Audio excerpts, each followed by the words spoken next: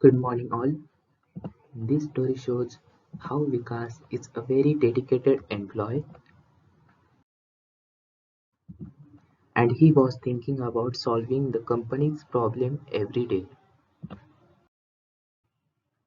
After he heard about the financial difficulties, he researched and found his idea will help the companies. He took initiative and presented it to his bosses, who liked it immediately after hearing him out. Vikas felt proud because of his achievement as well as relieved at having solved his problem with the hard work, even though he was just an employee and not actually in charge of anything.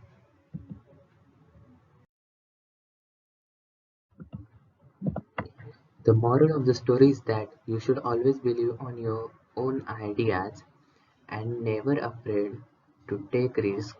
You can achieve anything if you have the gumption. If you like the video, then please like, share and subscribe for more interesting videos like this.